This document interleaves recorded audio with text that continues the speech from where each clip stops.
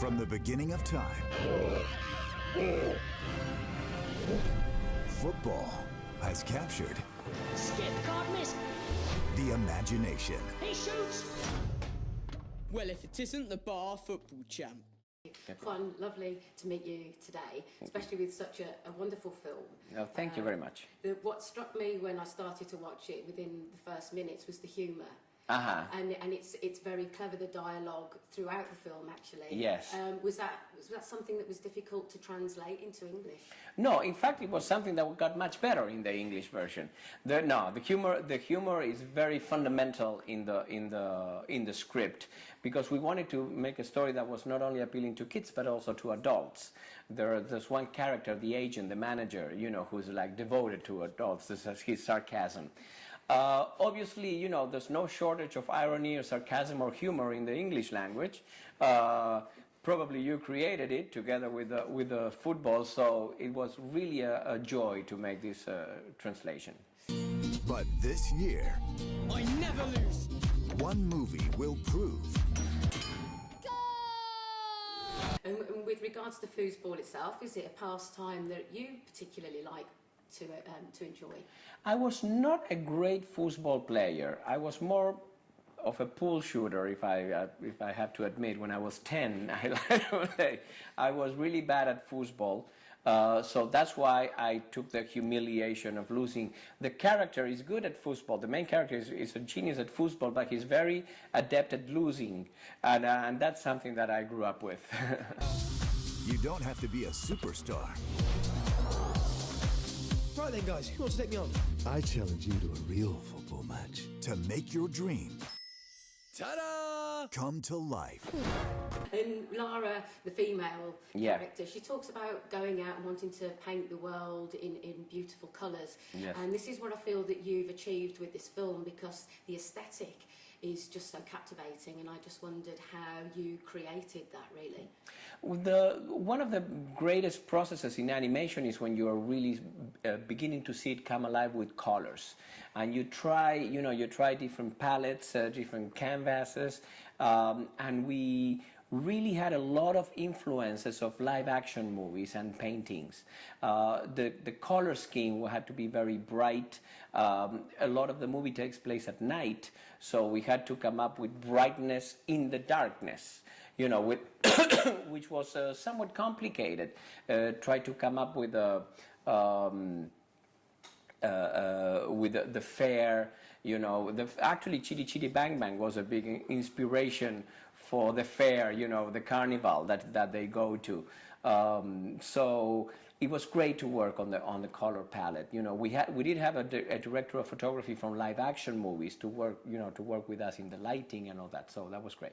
There was an interesting. I found that there was like the soft colours for the old world and the crisp blues and colours for the new world as well, to differentiate. There's a warmth in the colors of the town, of the original town, and a coldness in the colors that represent the Flash, the villain. He comes in with a lot of metal, with a lot of glass, and in the old world everything is wood and everything is earth. That was the main scheme. Yes. We're a team, man. Just want to express myself. Yeah! Put it in, bruv. Guys, up here. And one of the strong themes through the film is about working as a team. And I imagine having to work on a film like this, it takes a lot of teamwork and camaraderie. There were over 400 people that worked on the film. There are roles, there are jobs that I didn't even know existed. They don't exist in live action movies. Coordination and teamwork is fundamental. In fact, when we were finishing the film, there were about 100 of us left alive, and we were watching the final mix of the film, and we all started crying at the game, and we're saying the story of the film is like the story of us, because we really went through a lot of struggle to get a film of this level with the budget that we had, and it's really.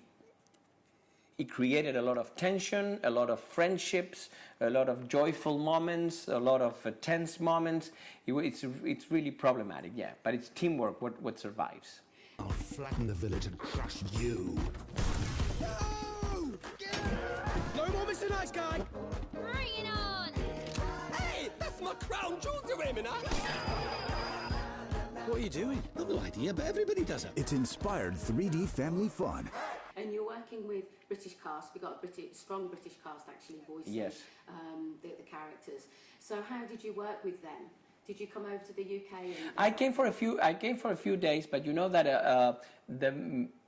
it's very hard for me to catch the nuances of the you know, and many of them are such skilled comedians, you know, that there was not much I could do to make their performances better, you know. So I just enjoyed watching them act.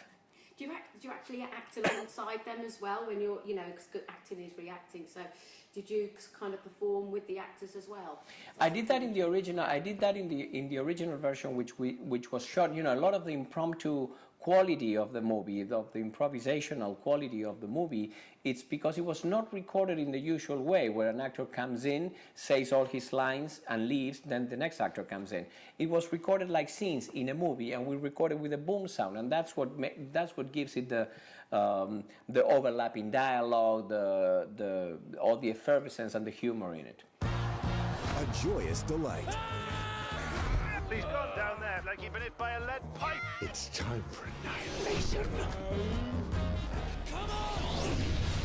Ole, ole, ole. Why must Rico always fend off the birds? And you've directed and edited this film. So Yes. how did that compare, doing an animation compared to the live action that you've done in the past?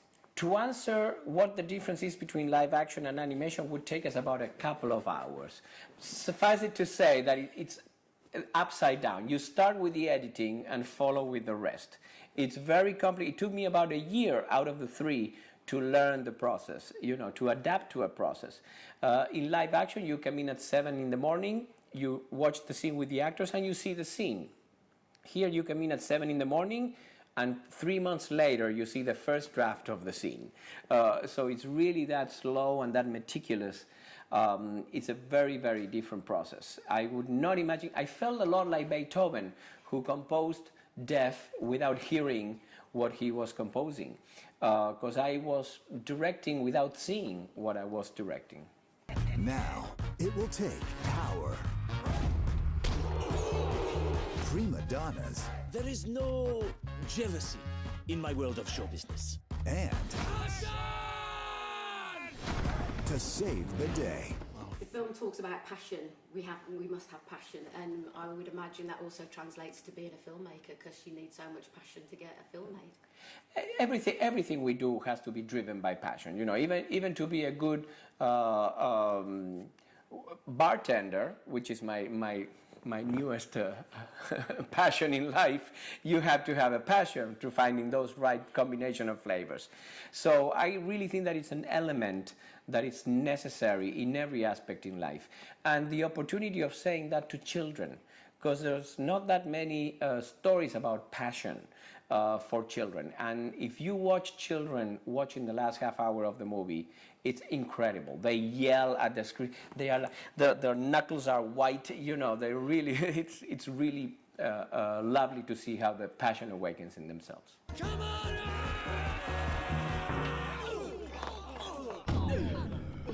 Good night. Got any more good ideas? The Unbeatables. In cinemas this summer.